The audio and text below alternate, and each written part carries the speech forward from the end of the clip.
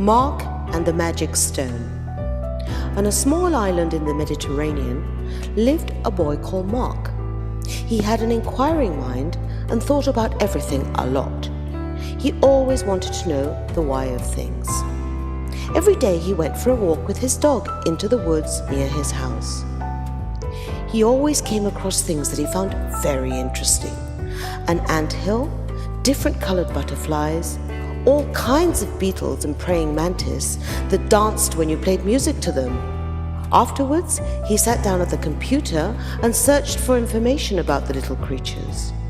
He loved to see how they lived, how they ate, and what their houses looked like. He was very keen on his sling and was a fine marksman when it came to hitting a tin can. He also had his friend, Pua the dog, who would run after the stone and bring it back with her. It was a special stone. Whenever he shot it, he always hit the cans. It was perfectly round and of a most unusual color. He had found it in Sonserra de Marina. One summer he spent there with his grandparents. Many of his friends had offered other things in exchange for the stone. One even offered him a bicycle. But Marc was certain that the stone brought him good luck and would not exchange it for anything in the world. One day, right by the woods, after hitting more than 50 cans, he believed that he could do even better and decided to aim for the branches of the trees, which he also managed to hit at the first shot. Every time he shot, it was a direct hit, and he was fascinated to discover his skill.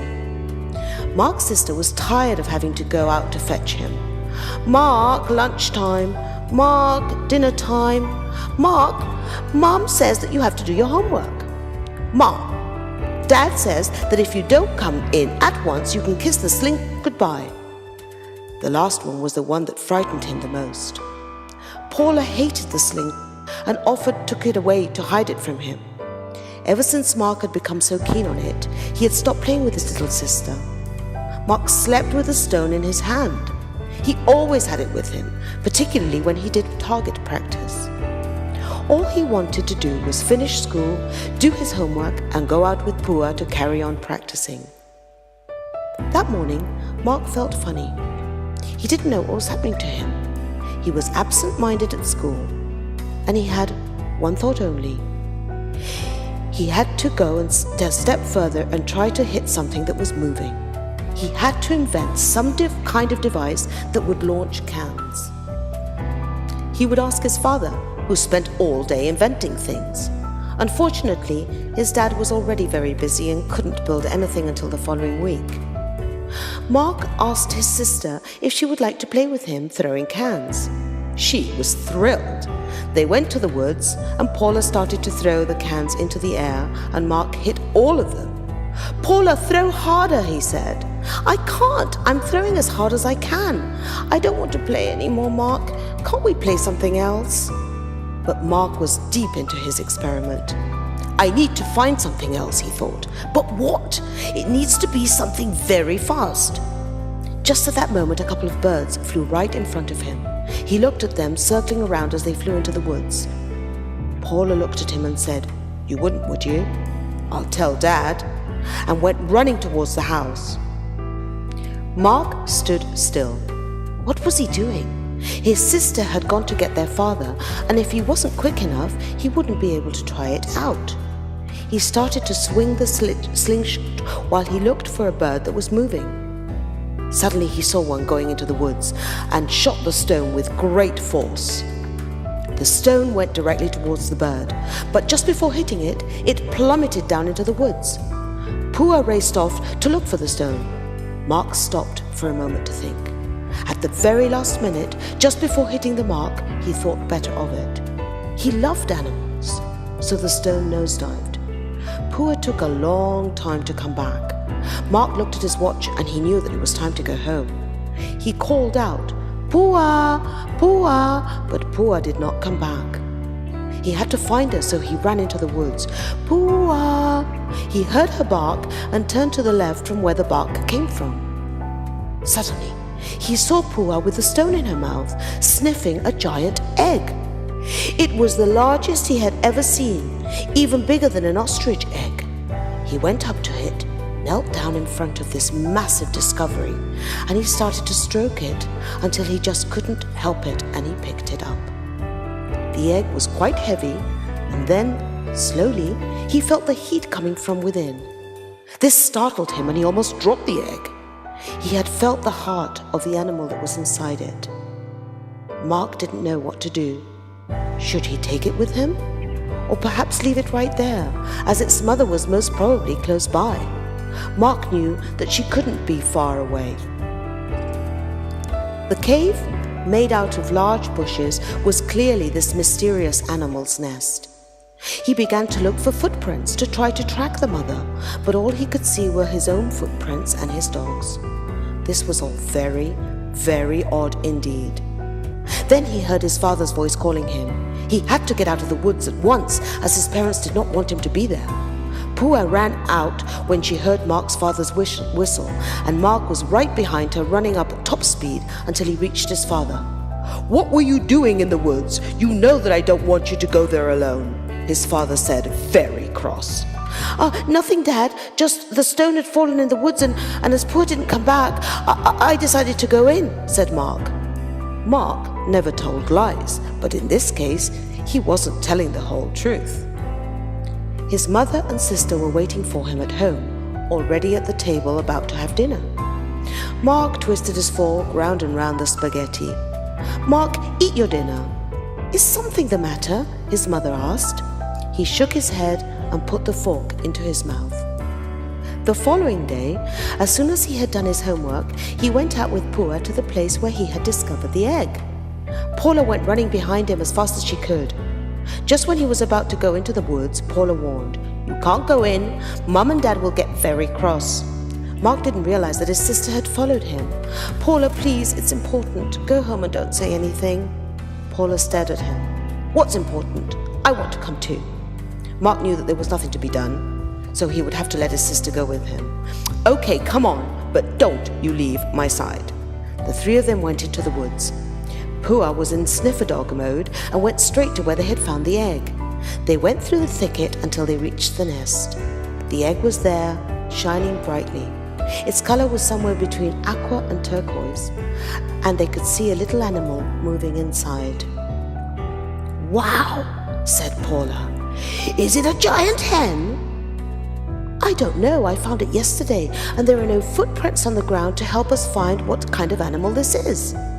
Suddenly they heard a crackling noise, and the shell began to crack open. The two of them stood, mouths wide open. Pua took 3 steps back. A large, greenish-colored baby animal hatched from the shell. It attempted to take a few steps and fell over.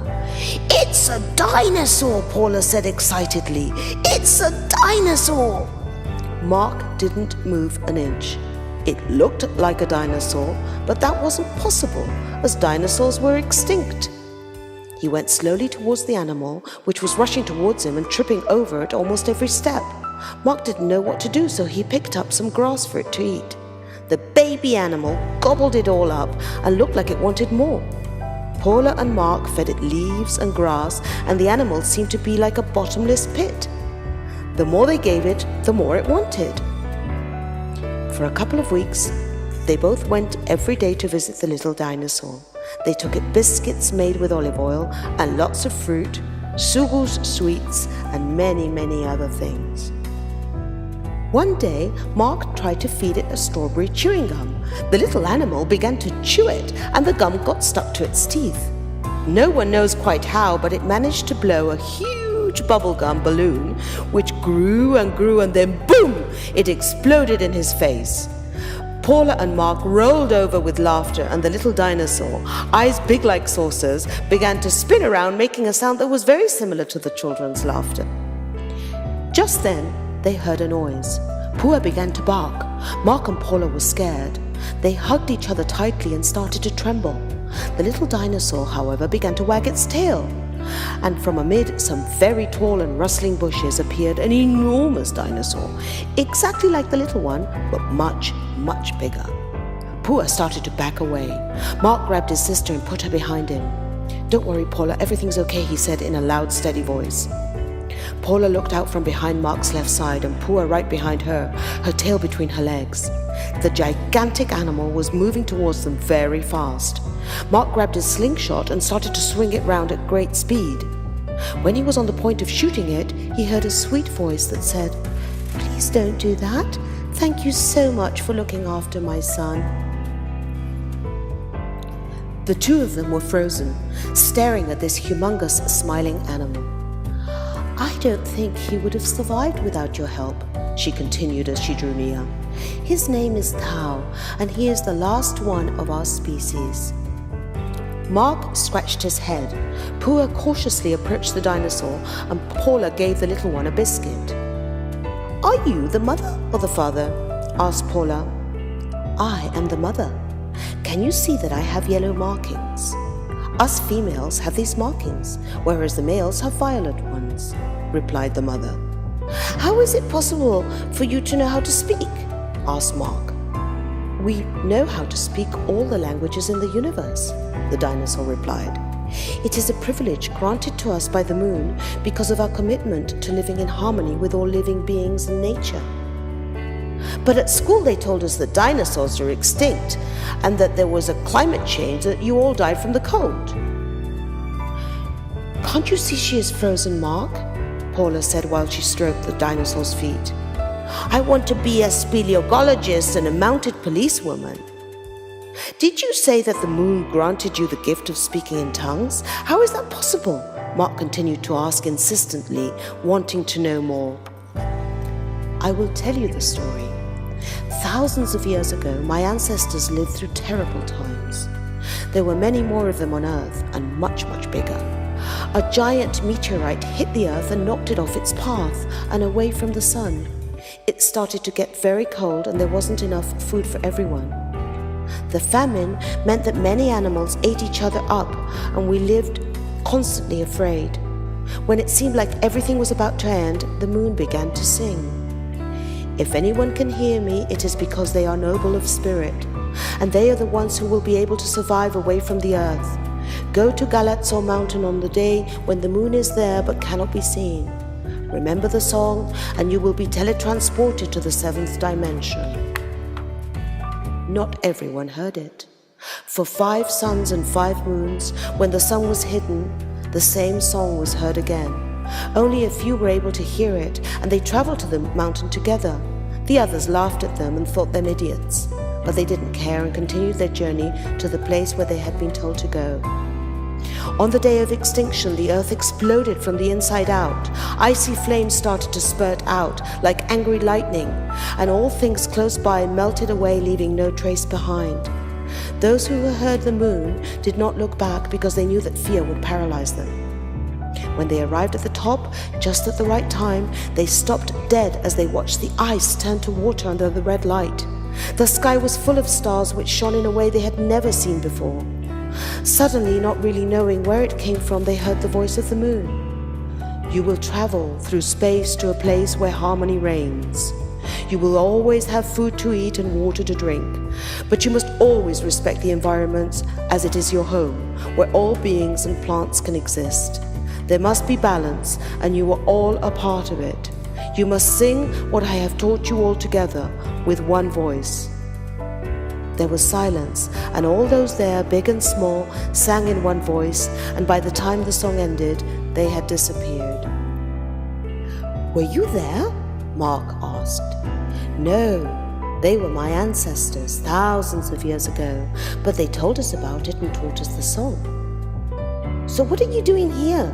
he insisted. Not long ago, one of the T-Rex dinosaurs disregarded the laws of harmony. He thought that if he ate all the eggs of our species, he would become immortal. So he started to eat all the eggs he found along the way. The other T-Rexes tried to stop him, but he also ate their eggs. Even this wasn't enough, so he also ate the little ones. I still remember the moon's song, so around the day that the moon is there but cannot be seen, I sang it and then found myself here. "And now what will you do? Can't you go back?" he said with a worried voice. "Poor things," Paula said, hugging the huge dinosaur around the neck. "We love you. I could ask my mum and dad, or you could go and live with our grandparents who have a very big house." "Paula, can't you see that they wouldn't fit in?" Marc scolded. "The problem is that Tau is the last dinosaur of this age. If the T-Rex eats him, the T-Rex will become eternal and have power over the entire seventh dimension. When I left, I had the feeling that he was following me, but this month I have been wandering all around the area and there seems to be no trace of him. Today is an important day. The Earth is aligned with the Sun and the Moon for a very short time." "That's true. My dad told me that today, 15th of June, there will be a lunar eclipse and that it will be a very special night," Marc interrupted. "Today is the day we will be teletransported to the seventh dimension and the T-Rex will have lost his power. If we do not go back, he will be immortal." Paula was close to tears. She was really frightened of the T-Rex. At that moment, the mother dinosaur curled her tail around Paula's waist and asked, "Would you like me to take you for a ride?" The happiness on Paula's face was amazing. "Oh, please, I'd love to. Can I, Marc? Will Mum and Daddy be very angry?" "I won't say anything, but don't go too far. We have to go back to dinner soon." Paula climbed up onto the tail and the dinosaur very delicately put her onto her back. She moved towards Tau's face and licked him, and then turned to Marc and licked him too. Marc grimaced, but at the same time rather enjoyed the feeling. It was the softest tongue that had ever touched him. "Look after Tau, he is very special." She turned and moving smoothly and quickly, they were gone in the wink of an eye. Marc watched over Tau. The little one played with the leaves of the branches, smelled a beetle, stepping back when it started walking, and moved his tail softly up to his eyes when some small insect landed on the tip of his nose, putting it back on the ground again so the tiny animal could get off. This animal was so important, and Marc hadn't realized. Marc sat on the ground, leaning against a 100-year-old pine tree, looking at the little dinosaur. He was relaxed, and he also felt an inner energy similar to the one that you get from the smell of the sea in the north when it's cool. He felt strong and safe in that place, which was also his home. The truth is that Marc's life had become very interesting over the past month, but he hadn't been able to tell anyone about it, not even his parents. Paula knew about it because she'd been there, otherwise he would have been the only person in the world to have known about it and experienced it. This was a good thing, as he was able to share, remember and relive it with his little sister. At that moment, he heard the noise of rustling branches. He got up straight away and went up to Tau. Marc, Pooh and the baby dinosaur turned in the direction of the sound. The little dinosaur started to tremble and make noises that sounded like sobs. Marc put his hands into his pocket, took out the slingshot and very quickly, without making a noise, got the stone out of the other pocket and got the slingshot ready. An enormous head appeared from among the branches, with a mouth full of teeth, small and staring eyes, a huge body and long sturdy legs, with disproportionately small arms and hands. "It's the T-Rex," thought Marc, frozen with fear from the tip of his head to the end of his toes. "Go away!" the T-Rex shouted in a thick voice, foaming at the mouth. He was quite clearly in a foul mood. "I want him! I don't like you! Go away! Run if you don't want me to swat you like a fly!" Instinctively, Marc stood in front of Tau with Pua by his side and began to growl at the monstrous beast. "No! I'm not moving until you leave!" he shouted angrily. "You small little beetle, don't you understand what's going on? Big, small. The big one tramples on the small one. The big one then eats the small one. Do you really want that to happen to you?" No, I don't." He started to swing the slingshot. "Well, you're asking for it now," replied the giant, moving towards them. The three of them stepped back, but Marc, with his slingshot at full speed, shot out and the stone flew directly towards the beast. It hit him right on the eye and the T-Rex put his hands up to his face, moving his head and groaning. He looked at them with an eye that was red from the stone and full of rage. Pua was behind the T-Rex, but was unable to retrieve the magic stone. Marc picked up the very first stone he saw, and just as the T-Rex was coming him at top speed, he shot at him with a slingshot for a second time. The stone traveled with extraordinary force towards the dinosaur, spiraled from the ground up and then around its body, until it went into its mouth and mysteriously the beast disappeared. Marc was stunned and worn out. It was all over. He felt calm and nervous at the same time. The branches moved so quickly that Marc did not have time to react, and the slingshot was on the ground. Paula and the Great Mother stopped dead right in front of Marc, who was still white as a sheet from the event. "How are you? What happened?" asked the dinosaur. We were just coming back and I saw the T-Rex making a quick descent from Puigmayor. I thought he would be here. We must go before he finds us." "Well, he was here, but he disappeared," he said, still in shock. The boy explained the story in full detail and even dramatized some of it. Paula and the Great Mother listened carefully, astonished but amused. "What I don't understand is why the magic stone didn't work, but on the other hand, the second one, which was just an ordinary old stone, did," Marc said, scratching his head wondering. "The first time you were afraid, but the second time you set your mind free, just concentrating on what you were doing," the dinosaur said. "All stones are magic if one believes that they are." "And where did the T-Rex come from?" asked Paula. "The T-Rex followed me the day I changed dimension. I thought perhaps he had also crossed through to this one, but I have been going around the island every day looking for him because I had to protect the egg. There was only one place where I couldn't go because there are some balls there which paralyze and disorientate us. I'm almost sure that he appeared in Puigmayor and he was able to escape until today." They chatted for quite some time. Then the five of them turned around in unison at the sound of Marc's father's whistling for Pua. "Oh my goodness, it's 8 o'clock, thought Marc. "We must go," Marc said to Paula. "Mum and Dad will be really cross." "So we must say goodbye now because we have to return to the 7th dimension. The circle is complete and I would like to thank you for everything you have done for us." "Won't we see each other again?" asked the boy. "That depends on you. You must open your mind and realize that anything is possible. In order to experience what you want to experience, you must be noble of spirit and respect everything that is in the universe." Marc and Paula hugged the Great Mother round her neck and then hugged Thao, who didn't stop licking them. Now, without looking back, they went out of the woods to find their father. "Where have you been?" asked their father. Paula started to tell the story, and noticing that their father was paying careful attention, they continued telling the story all through dinner. When it was time for bed, and they were both in their bedroom, their mother came upstairs. "Good night, children. I am very happy that you are playing together again. It's so much more creative and entertaining than video games and TV." Paula and Marc looked at each other and started to laugh. It was a dark night, a lunar eclipse. Silently, they stared at the position of the moon the night before and thought about Tao and his mother. And just at the point when the moon appeared, they knew that they would be traveling through space to their home, the 7th dimension.